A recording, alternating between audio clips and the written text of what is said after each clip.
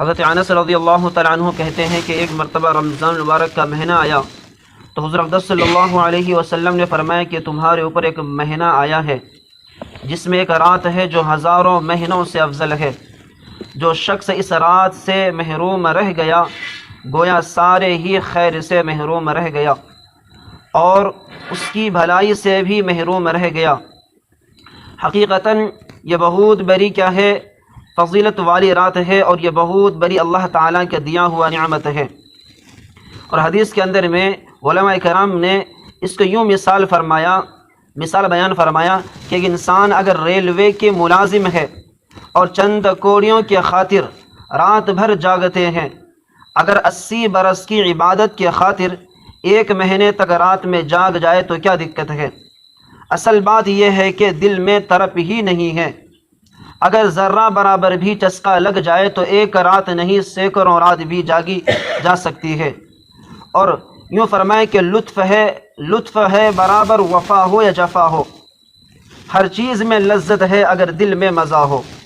آخر کوئی بات تھی نبی کریم صلی اللہ علیہ وسلم جو ساری بشارتوں اور ساری وعدوں کے باوجود بھی آپ صلی اللہ علیہ وسلم اتنی لمبی نمازیں پڑھا کرتے اور امت کے لیے ایک نمونہ پیش کیا. فرماتے ہیں کہ حضور اقدس صلی اللہ علیہ وسلم کا ارشاد ہے کہ اگر انسان کے دل میں تڑپ ہو تو ہر چیز اس کے لیے کیا بن جاتی ہے؟ آسان ہو جاتی ہے.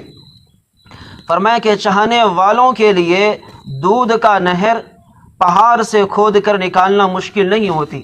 چاہنے والوں کے لیے فرمایا کہ دودھ کا نہر پہاڑ سے کھود کے نکالنا مشکل نہیں ہوتی، مگر یہ بات ایسے ہی اثر نہیں ہوتا جب تک انسان کسی کی جوتی سیدھی نہ کرے.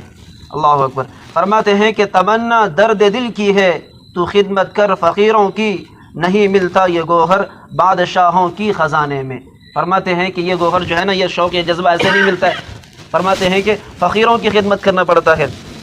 اور فرمایا کہ آخر کوئی بات تھی کہ عمر فاروق رضی اللہ تعالیٰ عنہ عشاء کے نماز کے بعد گھر تشریف لاتے اور صبح تک نماز میں گزار دیتے تھے.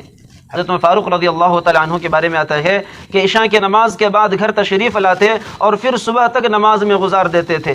حضرت عثمان غنی رضی اللہ تعالیٰ عنہ دن بھر روزہ رکھتا اور رات بھر نماز میں وقت کو گزار دیتے. بہرحال ہم سب اللہ تبارک و تعالیٰ سے یہی دعا کرے کہ اللہ رب العزت ہمیں اور آپ کو ان سب باتوں پر عمل کرنے کی توفیق عطا فرمائے.